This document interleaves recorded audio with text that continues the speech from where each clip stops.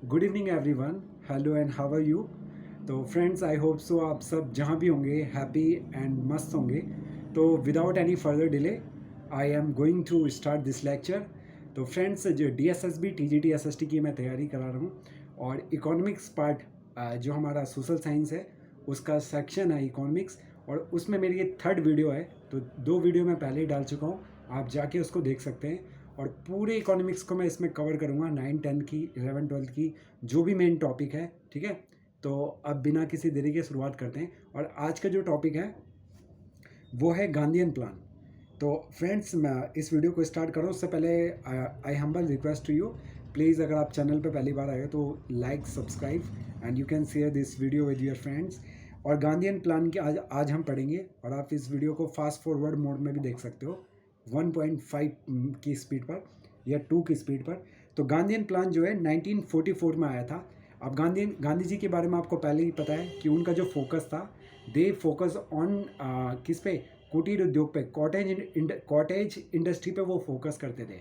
गांधी जी का मानना था कि हमारे जो ग्रामीण, जो हमारे रूरल एरिया के लोग हैं, उन लोगों को स्वरोजगार के द्वारा अपना क्या करना चाहिए, जीवन यापन करना चाहिए। और उन लोगों को हाथ की कला के द्वारा, ठीक है, हैंडीक्राफ्ट के द्वारा जो भी वो चीज़ें बना सकते हैं, ठीक है, उन चीज़ों के द्वारा उनको खुद का स्वरोजगार लगाना चाहिए। ठीक है, और आत्मनिर्भर बनना चाहिए। ठीक है, आत्मनिर्भर, सेल्फ डिपेंडेंट, ना कि उनको किसी दूसरे की जॉब पे डिपेंडेंट होना चाहिए।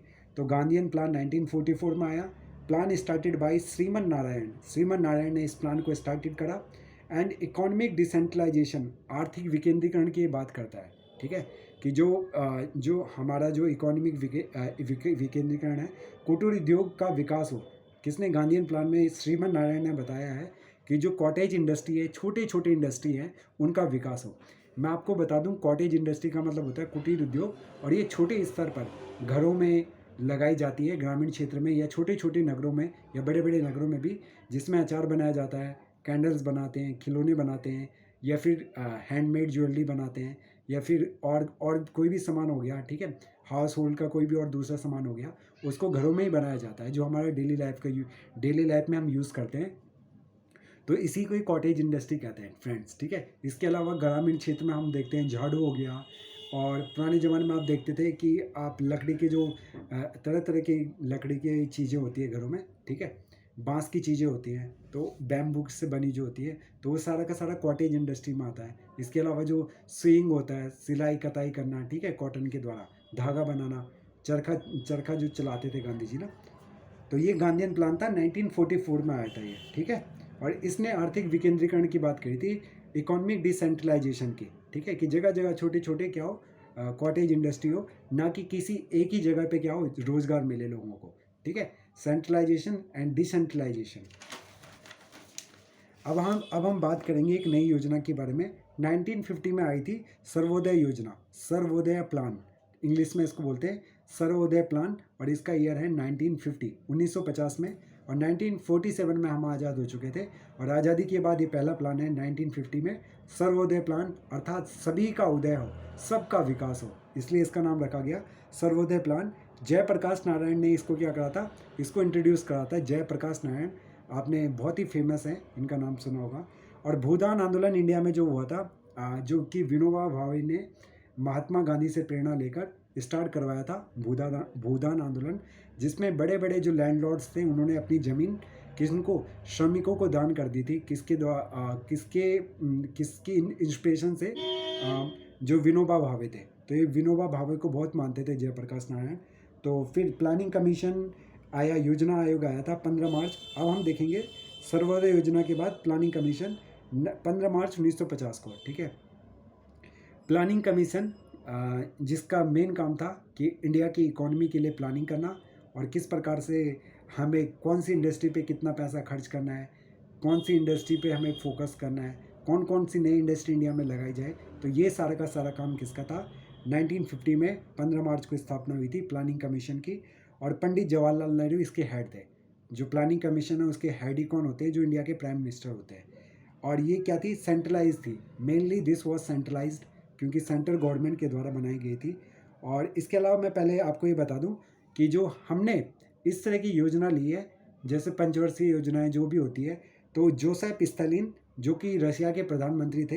तो 1928 ईस्वी में पहली बार जो यूएसएसआर था उस टाइम का, यूएसएसआर का मतलब होता है यूनाइटेड सोशल सोवियत रशिया, ठीक है। तो पहली बार रशिया में ही क्या हुआ था, 5 ईयर प्लानिंग की शुरुआत हुई थी 1928 में। बाद में इंडिया ने भी उनकी आइडियोलॉजी को, इस विचारधारा को, पंचवर्षीय योजना की विचारधारा को अपनाया था प्लानिंग कमीशन में। तो योजना आयोग का निर्माण हुआ था। योजना आयोग planning commission was formed by the cabinet resolution, ठीक है। अर्थात ये कैबिनेट के प्रस्ताव के द्वारा बनाई गई योजना थी जो योजना आयोग था, ना कि इसका हमारे कई कॉन्स्टिट्यूशन में जो इंडिया का संविधान है उसमें इसका जिक्र था, बल्कि ये कैसा था, कैबिनेट रेजोल्यूशन से बनाया गया था।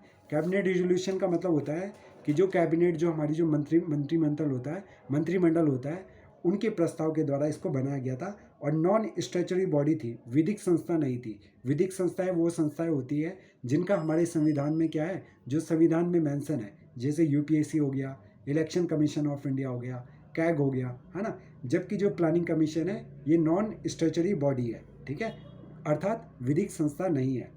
तो ये बात भी आपको ध्यान रखना है कि स्टैच्यूटरी एंड नॉन स्टैच्यूटरी, विधिक और अविधिक संस्थाएं क्या होती है, ठीक है। विधिक संस्थाएं वो संस्थाएं होती है जिनका जिक्र हमारे संविधान में, कॉन्स्टिट्यूशन में पहले से ही है। बल्कि नॉन स्टैच्यूटरी, जबकि नॉन स्टैच्यूटरी बॉडी वो होती है जो बाद में हमारे कैबिनेट के द्वारा बनाई गई है आफ्टर इंडिपेंडेंस, ठीक है। तो प्लानिंग कमीशन भी क्या है, एक अविधिक संस्था है। और हम देखते हैं कि यह 2015 में ख़त्म कर दिया गया इसको, और इसके स्थान पर जो मोदी गवर्नमेंट है वो नीति आयोग लेके आती है, national institution for transforming India, NITI, national institution for transforming India. 1 जनवरी 2015 को मोदी जी लेके आते हैं, ठीक है, नीति आयोग जिसको बोलते हैं हम। अब वो योजना आयोग के बदले वही काम करती है। तो अब हम देखेंगे कि कॉन्स्टिट्यूशनल और नॉन कॉन्स्टिट्यूशनल। तो जैसे यूपीएससी हो गया, मैंने बताया कॉन्स्टिट्यूशनल बॉडी है UPSC, union public service commission, article 315 में इनका जिक्र है, ठीक है। This was mention in article 315 में।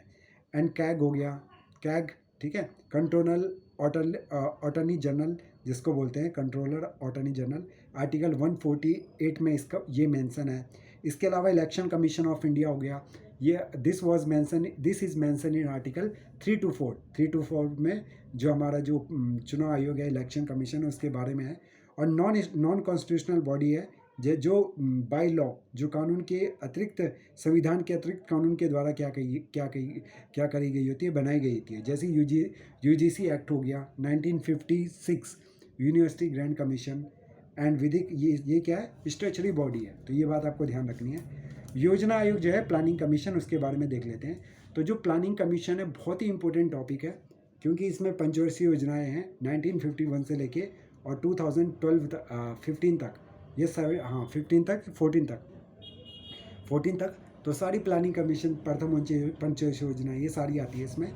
तो जो पंचवर्षीय योजना है, योजना आयोग के द्वारा पहली बार पंचवर्षीय योजना, फर्स्ट 5 ईयर प्लानिंग 1951 से आई थी, और 1951 से 56 वाली पहली थी। इस तरह से 1951 से लेके 1951 से लेके और 2017 तक हमारे इंडिया में 5 ईयर प्लानिंग देखने को मिलती है।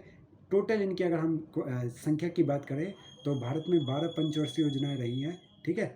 समय समय पर कुछ पंचवर्षीय योजनाओं के बीच में गैप रहा है, ठीक है।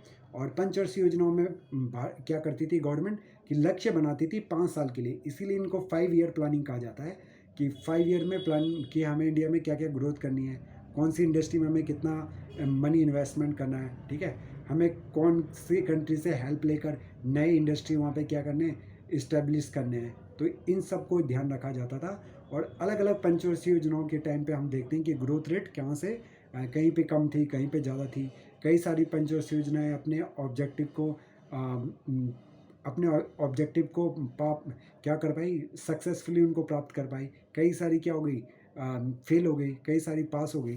तो अब हम देखेंगे पंचवर्षीय योजनाएं नेक्स्ट वीडियो में, पहली पंचवर्षीय योजना से लेके और 12वीं पंचवर्षीय योजनाओं तक, जो कि बहुत ही ज़्यादा इंपॉर्टेंट टॉपिक है। तो फिर मिलते हैं नए वीडियो में, तब तक के लिए जय हिंद।